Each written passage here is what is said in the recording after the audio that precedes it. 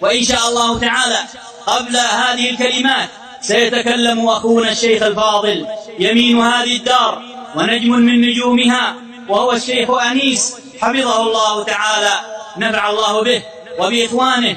لا علمت هذه الدار من يمين ونجم نفع الله بهم، فهم نجوم وأيمان هذه الدار الذين بهم بفضل الله عز وجل ارتفع صيت هذه الدار وانتشر خيرها، لا أقول في اليمن فقط بل في العالم أجمع، وهذا من فضل الله سبحانه وتعالى.